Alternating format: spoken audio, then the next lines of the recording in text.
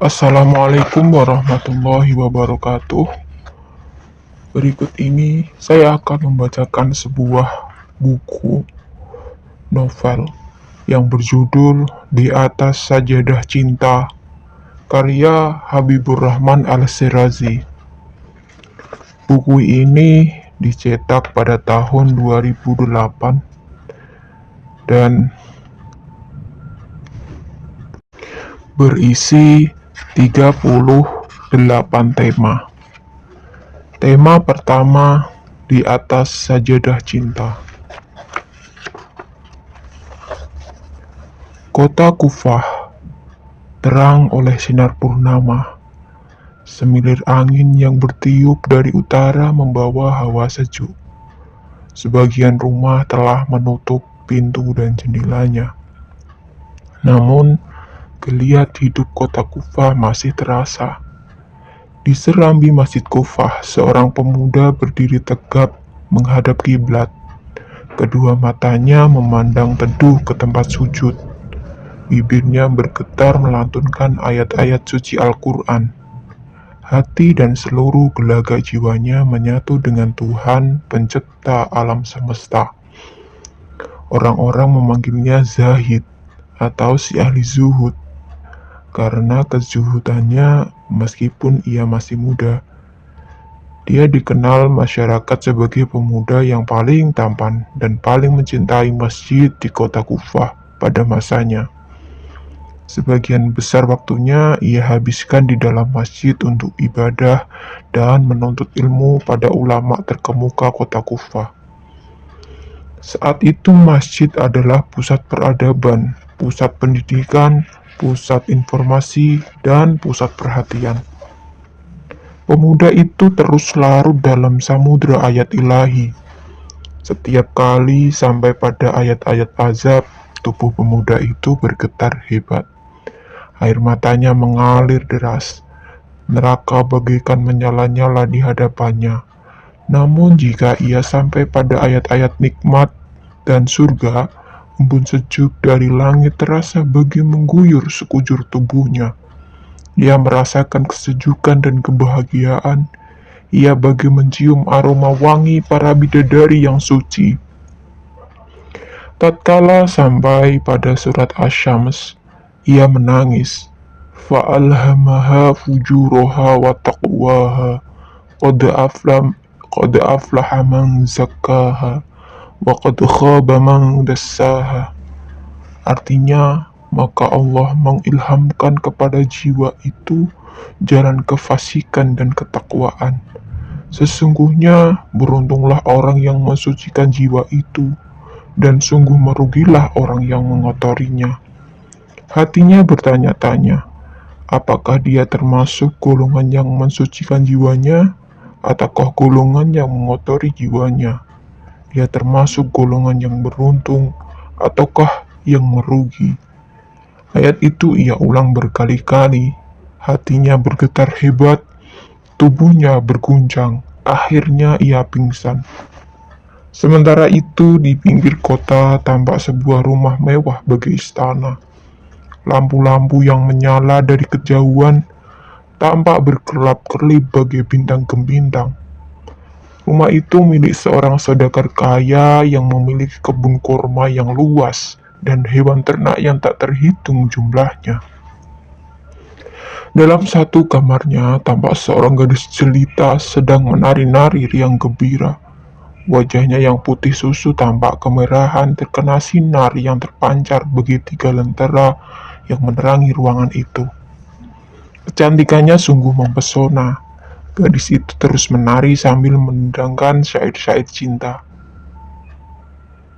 Jika aku pecinta malam, maka gelasku memancarkan cahaya dan cinta yang mekar. Gadis itu terus menari-nari dengan riangnya, hatinya berbunga-bunga. Di ruangan tengah, kedua orang tuanya menyungging senyum mendengar syair yang didendangkan putrinya.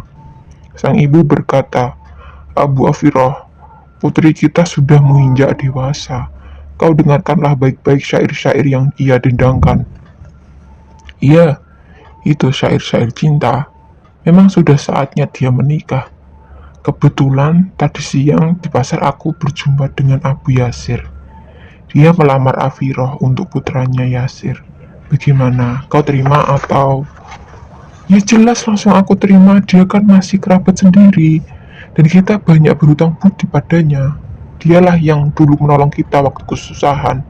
Di samping itu, Yasir itu gagah dan tampan. Tapi bukankah lebih baik kalau minta pendapat Afiroh dulu? Tanya Abu Afiroh. Tak perlu, kita tidak ada pilihan kecuali menerima pinangan ayah Yasir. Pemuda yang paling cocok untuk Afiroh adalah Yasir. Tapi engkau tentu tahu bahwa Yasir itu pemuda yang tidak baik, kata Abu Afiroh. Ah, itu gampang, nanti jika sudah beristri Afiroh dia pasti juga akan tobat. Yang penting dia kaya raya, sahut Ibu Afiroh. Pada saat yang sama, di sebuah tenda mewah tak jauh dari pasar Kufah, seorang pemuda tampan dikelilingi oleh teman-temannya.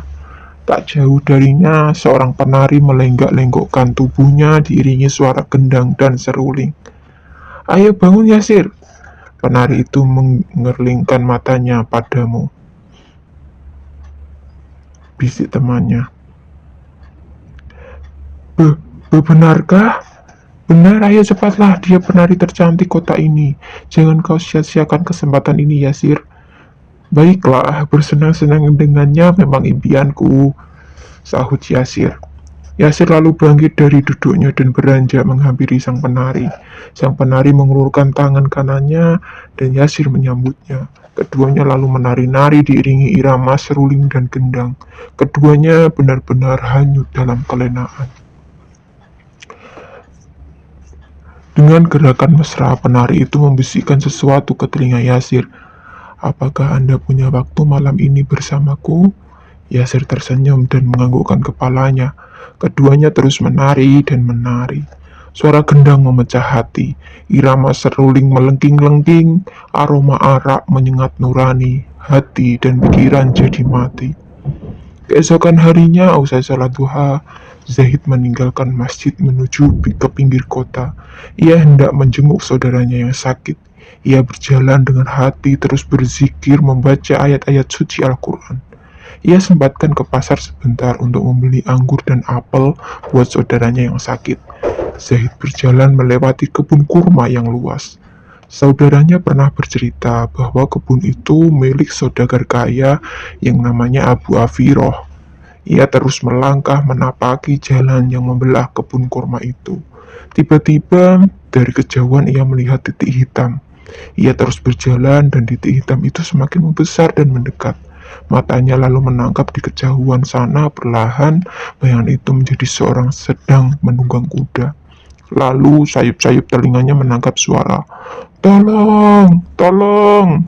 Suara itu datang dari arah penunggang kuda yang ada jauh di depannya. Ia menghentikan langkahnya. Penunggang kuda itu semakin jelas. "Tolong, tolong!" Suara itu semakin terdengar lebih jelas. Suara seorang perempuan, dan matanya dengan jelas bisa menangkap penunggang kuda itu adalah seorang perempuan. Kuda itu berlari kencang. Tolong, tolong hentikan kudaku ini. Ia tidak bisa dikendalikan."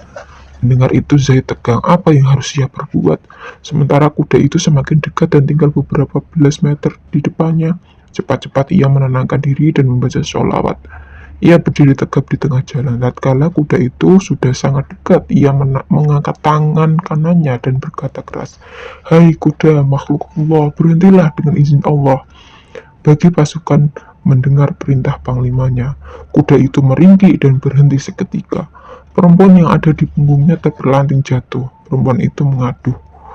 Zahid mendekati perempuan itu dan menyapanya. "Assalamualaikum, kau tidak apa-apa?"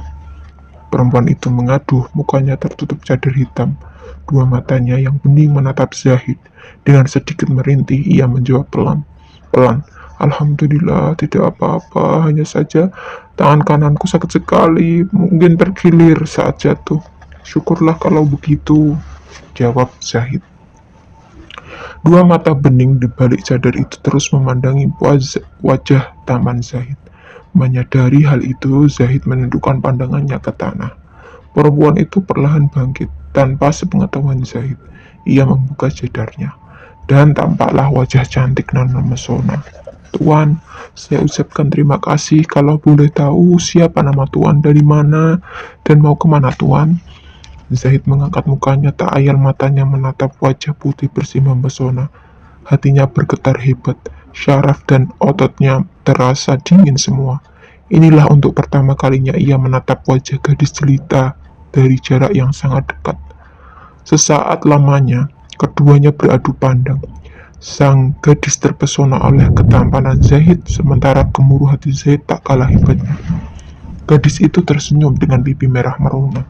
Zahid tersadar. Ia cepat-cepat menundukkan kepalanya. Innalillahi, astagfirullah, gemuruh hatinya.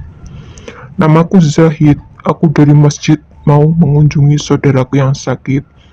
Jadi kaukah Zahid yang sering dibicarakan orang itu, yang hidupnya cuma di dalam masjid?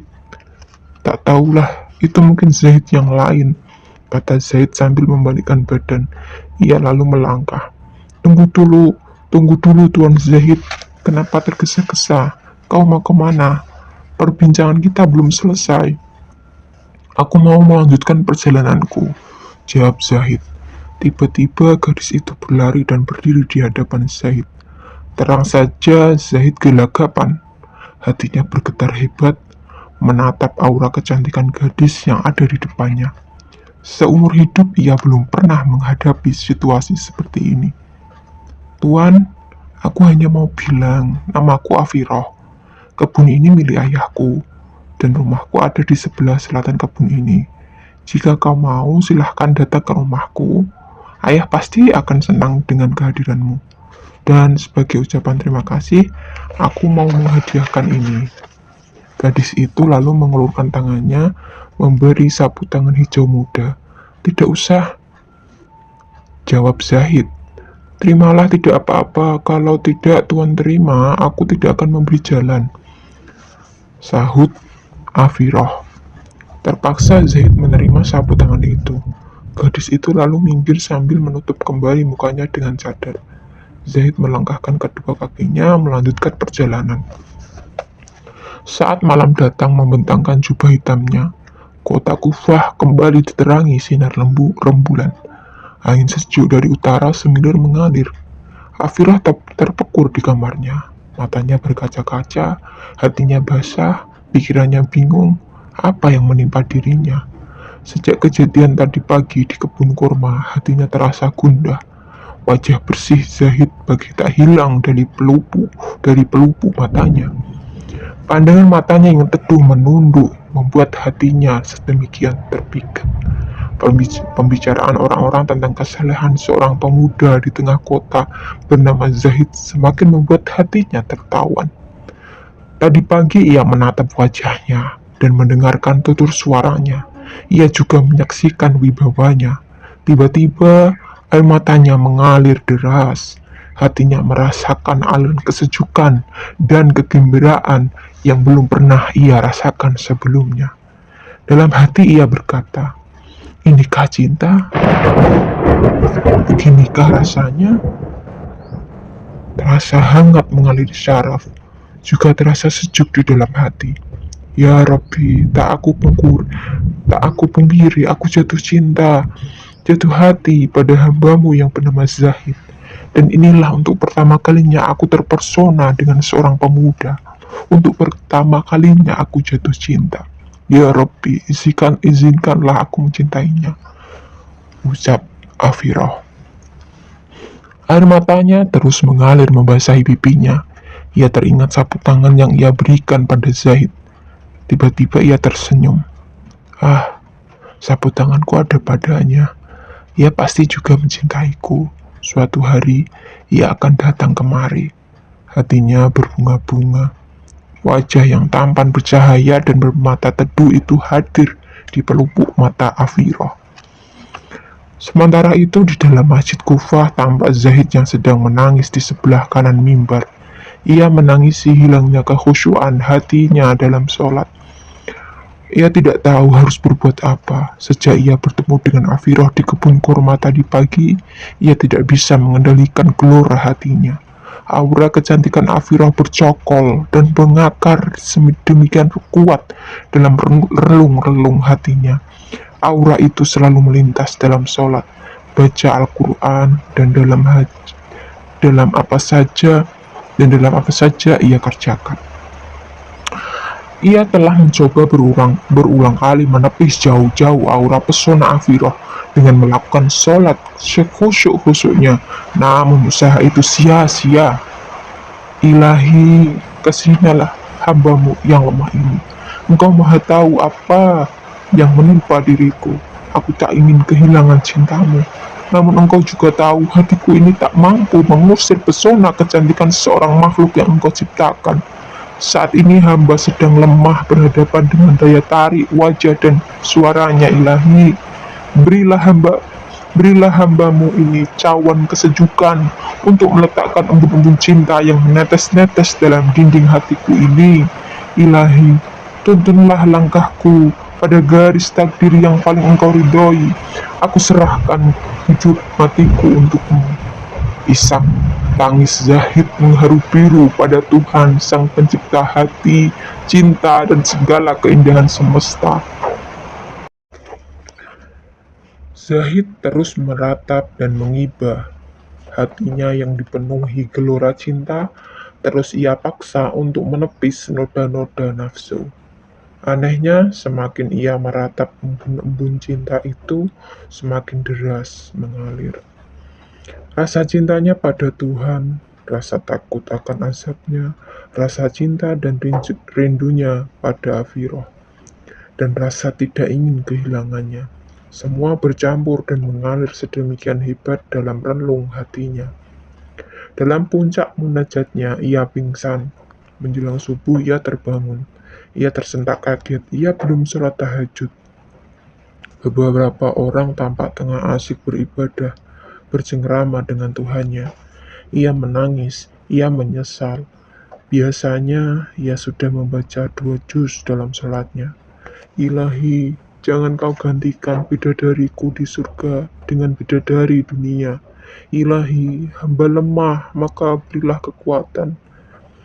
Ia lalu bangkit, wudhu dan sholat tahajud. Di dalam sujudnya ia berdoa, Ilahi, hamba mohon ridhomu dan surga. Amin. Ilahi, lindungi hamba dari murkamu dan neraka. Amin. Ilahi, jika boleh hamba titipkan rasa cinta hamba pada Afiroh padamu. Hamba terlalu lemah untuk menanggungnya. Amin. Ilahi, hamba mohon ampunanmu, rahmatmu, cintamu, dan ridhomu. Amin. Pagi hari, usai sholat duha, Zahid berjalan ke arah pinggir kota. Tujuannya jelas, yaitu rumah Afiroh. Hatinya mantap untuk melamarnya. Di sana ia disambut dengan baik oleh kedua orang tua Afiroh. Mereka sangat senang dengan kunjungan Zahid yang sudah terkenal ketakwaannya di seantero penjuru kota. Afiroh keluar sekejap untuk membawa minuman, lalu kembali ke dalam. Dari balik tirai ia mendengarkan dengan seksama pembicaraan Zahid dengan ayahnya. Zahid mengutarakan maksud kedatangannya, yaitu melamar Afiroh. Sang ayah diam sesaat. Ia mengambil nafas panjang, sementara Afiroh menanti dengan seksama jawaban ayahnya. Keheningan mencekam sesaat lamanya. Zahid menundukkan kepala, ia pasrah dengan jawaban yang akan diterimanya. Lalu terdengarlah jawaban ayah Afiroh. Anakku Zahid, kau sedang terlambat. Anakku Zahid, kau datang terlambat. Maafkan aku, Afiroh sudah dilamar oleh Abu Yasir untuk putranya Yasir beberapa hari yang lalu, dan aku telah menerimanya. Zahid hanya mampu menganggukkan kepala. Ia sudah mengerti dengan baik apa yang didengarnya. Ia tidak bisa menyembunyikan irisan kepedihan hatinya. Ia mohon diri dengan mata berkaca-kaca. Sementara Afiroh lebih tragis keadaannya. Jantungnya nyaris pecah mendengarnya. Kedua kakinya seperti lumpuh seketika. Ia pun pingsan saat itu juga. Zahid kembali ke masjid dengan kesedihan tak terkira. Keimanan dan ketakwaan Zahid ternyata tidak mampu mengusir rasa cintanya pada Afiroh. Apa yang ia dengar dari ayah Afiroh membuat nestapa jiwanya. Ia pun jatuh sakit. Suhu badannya sangat panas. Berkali-kali ia pingsan. Ketika keadaannya kritis, seorang jamaah membawa dan merawatnya di rumahnya. Ia sering mengigau. Dari bibirnya terucap kalimat tasbih, tahlil, istighfar, dan Afiroh. Kabar tentang derita yang dialami Zahid ini tersebar ke seantero kota Kufah. Angin pun meniupkan kabar ini ke telinga Afiroh. Rasa cinta Afiroh yang tak kalah besarnya membuatnya menulis sebuah surat pendek. Surat itu berisi, "Kepada Zahid, Assalamualaikum. Aku telah mendengar betapa dalam rasa cintamu padaku. Rasa cinta itulah yang membuatmu sakit dan menderita saat ini. Aku tahu kau selalu menyebut diriku dalam mimpi dan sadarmu. Tak bisa kuingkari. Aku pun mengalami hal yang sama. Kaulah cintaku yang pertama. Dan ku ingin kaulah pendamping hidupku selama-lamanya. Zahid, kalau kau mau, aku tawarkan 2 hal padamu untuk mengobati rasa haus kita berdua. Pertama, aku akan datang ke tempatmu dan kita bisa memadu cinta. Atau kau datanglah ke kamarku, akan aku tunjukkan jalan dan waktunya. Wassalam Afiroh." Surat itu ia titipkan pada seorang pembantu setianya yang bisa dipercaya. Ia berpesan agar surat itu langsung sampai ke tangan Zahid. Tidak boleh ada orang ketiga yang membacanya. Dan meminta jawaban Zahid saat itu juga. Hari itu juga surat Afiroh sampai ke tangan Zahid. Dengan hati berbunga-bunga, Zahid menerima surat itu dan membacanya. Setelah tahu isinya, seluruh tubuhnya bergetar hebat. Ia menarik nafas panjang dan beristighfar sebanyak-banyaknya. Dengan berlinang air mata, ia menulis balasan untuk Afiroh. Kepada Afiroh, "Assalamualaikum. Benar aku sangat mencintaimu, namun sakit dan deritaku ini tidaklah semata-mata karena rasa cintaku padamu. Sakitku ini karena aku menginginkan sebuah cinta suci yang mendatangkan pahala dan diridhoi Allah Azza wa Jalla. Inilah yang kudamba, dan aku ingin mendamba yang sama, bukan sebuah cinta yang menyeret kepada kenistaan dosa dan mukanya. Afiroh, kedua tawaranmu itu tak ada yang kuterima. Aku ingin mengobati kehausan jiwa ini dengan secangkir air cinta dari surga. Buah air timah dari neraka, bukan air timah dari neraka.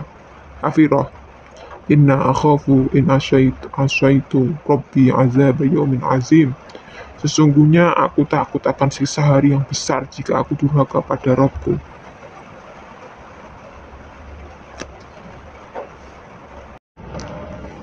Afiroh, jika kita terus bertakwa kepada Allah, Allah akan memberikan jalan keluar. Tak ada yang bisa aku lakukan saat ini kecuali menangis padanya. Tidak mudah meraih cinta berbuah pahala, namun aku sangat yakin dengan berfirman-Nya. Wanita-wanita yang tidak baik adalah untuk laki-laki yang tidak baik, dan laki-laki yang tidak baik adalah buat wanita yang tidak baik pula. Dan wanita-wanita yang baik adalah untuk laki-laki yang baik, dan laki-laki yang baik adalah untuk wanita-wanita yang baik pula. Mereka yang dituduh itu bersih dari apa yang dituduhkan oleh mereka. Bagi mereka ampunan dan rezeki yang mulia, yaitu surga. Karena aku ingin mendapatkan seorang bidadari yang suci dan baik, maka aku akan berusaha kesucian dan kebaikan. Selanjutnya Allah lah yang menentukan. Afiroh, bersama surat ini aku sertakan sorbanku. Semoga bisa jadi pelipur lara dan rindumu. Hanya kepada Allah kita serahkan hidup dan mati kita. Wassalam. Atas nama Zahid. Begitu membaca jawaban Zahid, Afiroh menangis. Ia menangis bukan karena kecewa, tapi menangis karena menemukan sesuatu yang sangat berharga, yaitu hidayah. Pertemuan dan percintaannya dengan seorang pemuda soleh bernama Zahid itu telah mengubah jalan hidupnya. Sejak itu ia menanggalkan semua kehidupnya yang glamor. Ia berpaling dari dunia dan menghadapkan wajahnya sepenuhnya untuk akhirat. Sorban putih pemberian Zahid ia jadikan sajadah, tempat di mana ia bersujud. dan menangis di tengah malam memohon ampunan dan rahmat Allah. Siang ia puasa, malam ia habiskan dengan bermunajat pada Tuhannya. Di atas sajadah putih itu ia menemukan cinta yang lebih agung dan lebih indah, yaitu cinta kepada Allah Subhanahu wa Ta'ala. Hal yang sama juga dilakukan Zahid di Masjid Kufah. Keduanya benar-benar larut dalam samudera cinta kepada Allah Subhanahu wa Ta'ala. Allah Maha Rahman dan Rahim. Beberapa bulan kemudian Zahid menerima sepucuk surat dari Afirah. Kepada Zahid, Assalamualaikum. Segala puji bagi Allah. Dialah Tuhan yang memberi jalan keluar hambanya yang bertakwa. Hari ini ayahku memutuskan tali pertunanganku dengan Yasir. Beliau telah terbuka hatinya. Cepatlah kau datang melamarku dan kita laksanakan pernikahan mengikuti sunnah Rasulullah Shallallahu Alaihi Wasallam secepatnya. Wassalam Afirah. Seketika itu Zahid syukur. Seketika itu Zahid sujud syukur di mihrab Masjid Kufah. Bunga-bunga cinta bermekaran dalam hatinya. Tiada henti bibirnya mengucapkan hamdalah. Telah usai part 1 pada novel Cinta di Atas Sajadah Cinta. Terima kasih, akan kita sambung pada tema kedua. Wassalamualaikum warahmatullahi wabarakatuh. Sekian. Like, comment, and subscribe.